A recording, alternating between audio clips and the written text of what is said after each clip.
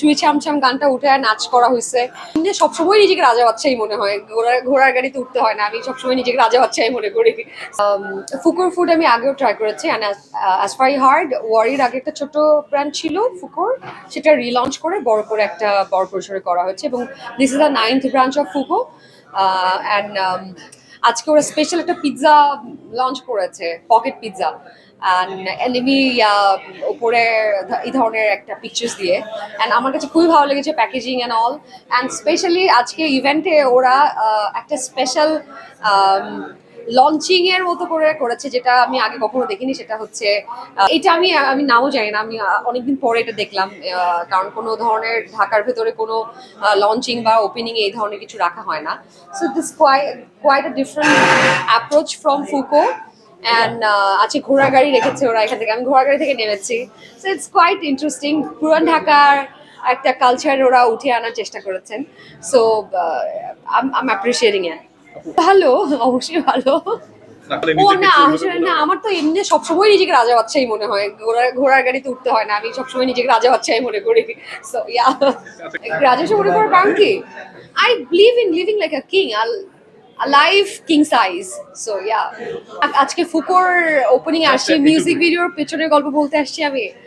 আর পুরো পেছনের গল্প খুব ইন্টারেস্টিং, আমার মনে হয় খুব প্ল্যান করা হয় নাই, খুব ইমিডিয়েটলি একটা প্রিপারেশন নিয়ে আমরা করছি। ইভেন আমি আগে প্র্যাকটিসও করি নাই, ওই দিন সেটে যে চুই ছামছাম গানটা উঠে নাচ করা হয়েছে, বাট এই গানটা এত মানুষ পছন্দ করে বুঝতে পারিনি। So I am really overwhelmed. ও কি চেয়েছিলাম কি পাইনি, আমি না, I never focus on what I didn't get, আমি এটাতে ফোকাসই করি না। আমার মনে হয় ওই না পাওয়াটুকুও সুন্দর, সবকিছু পেয়ে গেলে জীবন তো সুন্দর না, সব পেয়ে গেলে তো জীবন বোরিং লাগে আমার মনে হয়।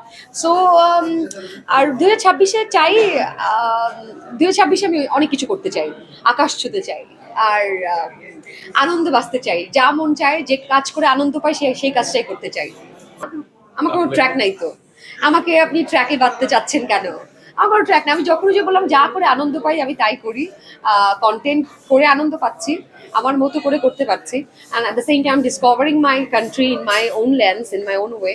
সো ইয়া, আমার কোনো ট্র্যাক নেই, আমার যখন যেটা করতে ভালো লাগবে আমি সেটাই করবো। ম্যাথ প্রিপারেশনে আগেও মিশেছি, আমি ডাক্তারি পড়েছি মানিকগঞ্জ সরকারি মেডিকেল কলেজে, সদর হাসপাতালে প্রচুর 200-300 রোগী হতো প্রতিদিন।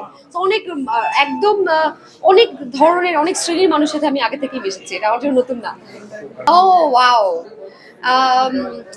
অনেক কিছুই আসলে, অনেক চাওয়া আছে, বাট ডেফিনেটলি এমন বাংলাদেশ দেখতে চাই যেখানে ল এনফোর্সমেন্টটা ঠিকঠাক থাকবে, মানুষ জীবন, নাগরিক সুযোগ সুবিধা থাকবে, জীবন। Thank you so much, wow, that's so nice of you. I love Foucault. And ফুকোর মানে সবচেয়ে মজা বিষয় না, ওরা খুব সুন্দর করে, এই যে কথা বলতেছি, কথা মাঝখানে নিয়ে আসছে, যদি এটা প্রোডাক্ট প্লেসমেন্ট মনে হতে পারে, but they are thinking of me যে আমি এটা খাবো। Thank you. কোথায় ছিলাম আমি? আচ্ছা, রাইট, হ্যাঁ, অনেক কিছু বলা আছে। সি,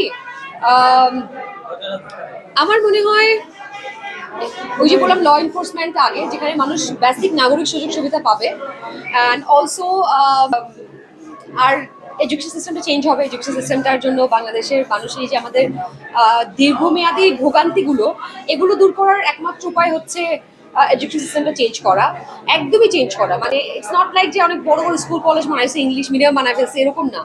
একটা একদম কারিকুলাম, একদম বেসিক কারিকুলাম চেঞ্জ করে ফেলতে হবে।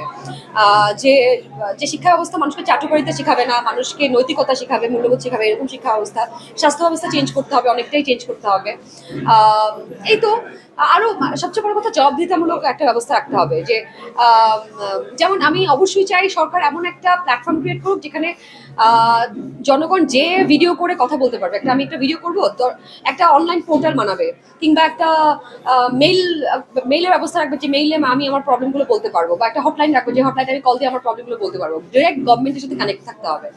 সো এই তো, আজকে ভাইয়ের আসার কথা ছিল, সে আসে নাই। পুরান ঢাকায় তার গাড়ির জ্যাম মানে হয়, এটা আর কি, তার কষ্ট হয়, এই জন্য আমি আমার গাড়ি নিয়ে চলে আসছি। এই কারণে আমার গাড়িতে আসতে একটু ঘষাও লাগছে, এটাই সমস্যা। আবার হ্যাঁ, ভাইয়াকে মিস করছেন কিনা, এই যে ঘোড়াঘাট থেকে? হ্যাঁ, আই মিস হিম। আমি তাকে অনেক রিকোয়েস্ট করছি আসার জন্য, সে আসে নাই।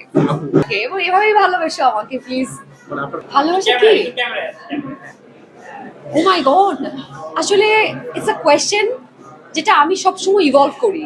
মানে আমার কাছে ভালোবাসার সঙ্গে এখন যেরকম 5 বছর পর এরকম নাও থাকতে পারে। বয়সের সাথে, ম্যাচুরিটির সাথে, সময়ের সাথে মানুষের কাছে ভালোবাসার সংজ্ঞা পরিবর্তন হয় আমার মনে হয়। এটা কখনো একরকম থাকে না। আর স্টিল আমি এই সংজ্ঞাটা খুঁজতেছি। বাট এখন মনে হচ্ছে বিষয়টা মায়া, দায়িত্ব, পাশে থাকা, এই তো।